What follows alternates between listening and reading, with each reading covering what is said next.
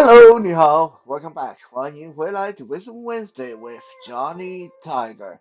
Today's date is, what is it? June 21st, 2023.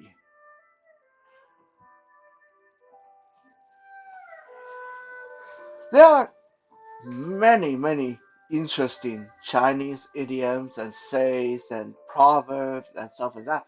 And some of them, generally speaking, makes a lot of sense. At the moment you hear them, you kind of know what they're talking about.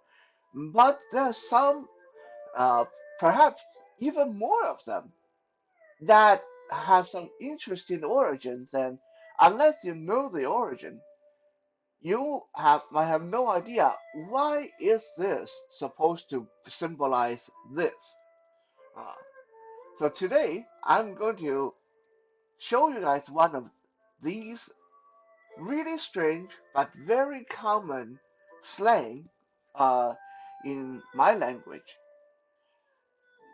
In English, we would say kiss ass or ass kissing, the act of sucking up to someone, the act of uh, blowing smoke up someone's butt. In Mandarin, the slang for ass kissing is pai ma pi, pai ma pi. And many people, that even people that grow up in Chinese culture, if you ask them, well, why is pai ma pi uh, symbolic of ass kissing? They wouldn't be able to tell you. So today we are going to look at the origin of this common phrase. First, let's take it apart. What does it mean exactly? Pi, the first syllable, pi, pi. Pi means the action of slapping or petting or smacking. Like when you uh, slap someone on the shoulder when you're happy to see them, that's pi, like that. Eh? That's called pai jianbang. Jianbang means shoulder. Pai means to slap, to pet. Ma, ma, means horse. P, p-e-e, p. In this case, it's a shortened form of 屁股, means buttocks, hindquarter, behind. So pai ma pi, if you want to do a direct translation, it means to pet or to slap the horse's hindquarter, to pet the horse's rump, to smack the horse's behind. So if you look at the literal translation, yeah, it have nothing to do with ass kissing or whatever. Right? So usually you will think, well, that kind of sounds dangerous because when you smack a horse on the butt, either the horse will run away or the horse will kick the crap out of you. um, but in Mandarin, pai ma pi means ass kissing. So what is the origin of this little phrase that is so common even today? Well, this goes back to the Yuan dynasty. So I believe that was 1700, 1600, somewhere around that. The Yuan dynasty when the Mongols ruled China.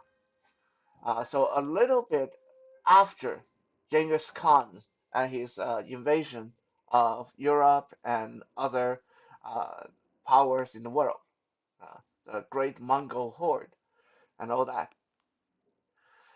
During this time, because the Mongol, they were primarily nomad people, and horses were so important to their life that it's said that Mongolian babies were taught to ride a horse even before they learned how to walk. Their parents would strap them onto the back of a horse so they get used to the sway and motion of a horse. So, needless to say, when the Mongols ruled China, horses became a big part of Chinese culture.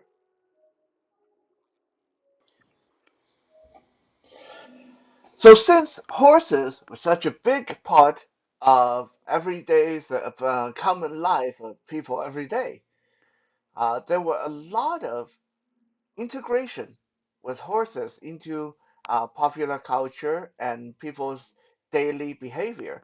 One of those was the act of pai ma pi.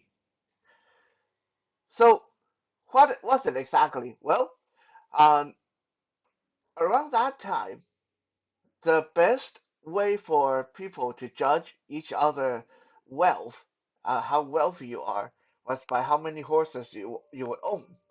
And on top of that, how's the quality of the horses that you own? The worth of a warrior. To be a good warrior needed a good horse, and to be a very rich, prosperous person, you also would be having good horses.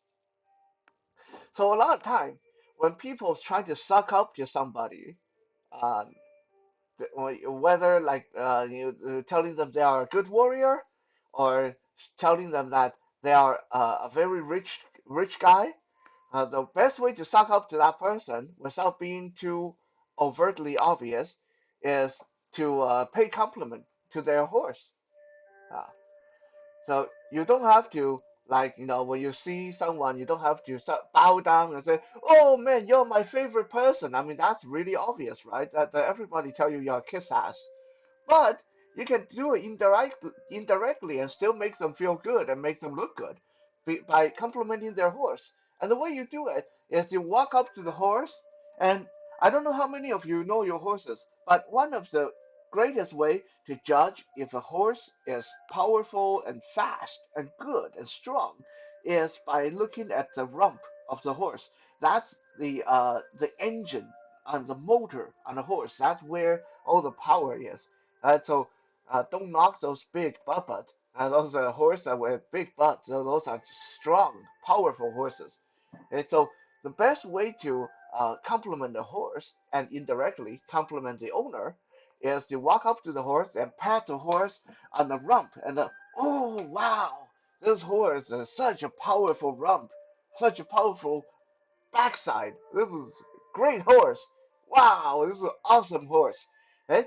Because when you do that, you compliment the horse, and that means the horse's owner must be a great warrior or a very rich person. And people started doing that even when the horse is scrawny and spindly and sickly. And they still pat the horse on the rump. Wow, you have a really awesome horse. Nice and bony. It's good. Good horse. Um, so eventually, that became a thing where people would say, you are trying to pai ma pi, you are trying to pat the horse on the rump when they notice that you are sucking up to somebody, when you are kissing someone's ass. And this also gave birth to another version of this, another branch of this say, which goes something like, you don't have to memorize this, it's a little bit long, but it goes like, 拍马屁拍到马腿上，拍马屁拍到马腿上. And this translates to, you were trying to pat the horse on the rump, but you pat it on the leg instead. And this means that you were trying to suck up to somebody, but you messed up. You failed. You totally made a fool out of yourself. Let me give you an example. 拍马屁拍到马腿上. Trying to kiss someone's ass, but you messed up. You were trying to pet the horse on the rump, and you pet it on the leg instead. A real example is this one time when I was with my mom. Actually, my mom and my dad, they were out shopping, and some store clerk came up and, hey, how are you guys? No, it's a good day out there, isn't it? Wow. And then the store clerk is trying to say something nice to my mom, and said, Wow, it's a great day for you guys to be out. You guys look so good. And it's so nice of you to be out shopping with your father. Your father looks so good for his age. And the store clerk thought that she was saying the right thing, but my mom and my dad were just like turning all shades of gray and getting pissed off because they're couples. They're a couple. They're not father and daughter. And especially my dad was totally annoyed, and they just left the store. They were so angry. So this is a prime example of trying to pet the horse on the rump, but getting the horse on the leg instead. Totally missing the mark when you try to suck up to somebody.